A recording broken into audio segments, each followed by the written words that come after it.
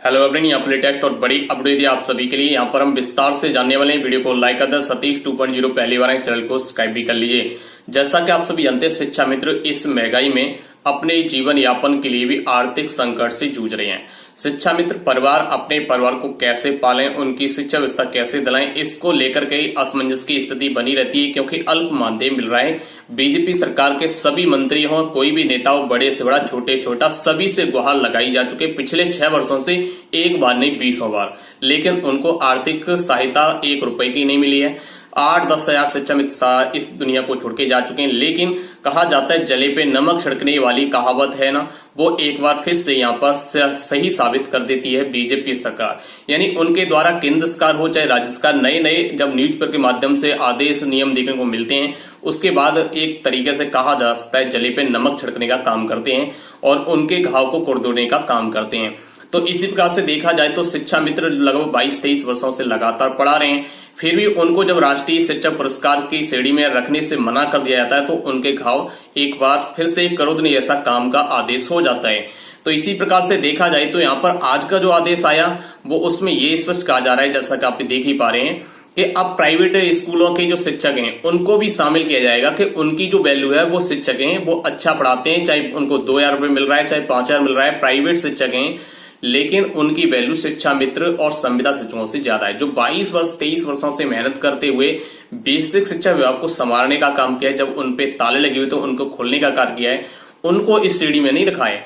और जबकि प्राइवेट विद्यालय में एक शिक्षक पढ़ा रहा है, उसको इस श्रेणी में अधिकार दे दिया है कि आप राष्ट्रीय शिक्षक पुरस्कार पाने के योग्य हैं, और शिक्षा मित्र और संविदा शिक्षक अयोग्य हैं, यानी इसके हकदार नहीं है, तो इस श्रेणी में उन्हें नहीं रखा जा सकता। जैसा कि आप देख सकते हैं कौन कौन बार हुए, स्पष्ट होता है शिक्षा मित्रों और संविदा शिक्षकों की अनुमति नहीं, यानी शिक्षा मित्र या संविदा शिक्षकों की शिक्षा प्रशासन, inspector of school, trading institute के स्टाफ सदस्य आदि आवेदन नहीं कर सकते। आवेदन के लिए अहल शिक्षकों के पास न्यूनतम 10 वर्ष का शिक्षक का अनुभव होना जरूरी है।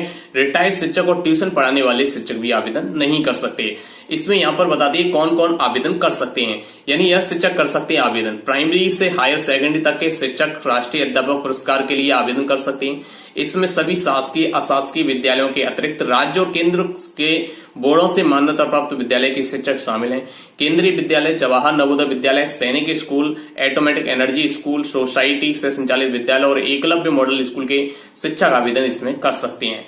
और साथ ही साथ सीबीएसई और CISCE बोर्डों से संबंधित शिक्षकों को भी इसमें अर्ह माना गया है। इसमें निजी विद्यालय भी शामिल किए गए। प्राइवेट स्कूलों के शिक्षकों को भी राष्ट्रीय पुरस्कार के लिए आवेदन करने का मौका मिलने से काफी प्रसन्नता जाहिर की जा रही है।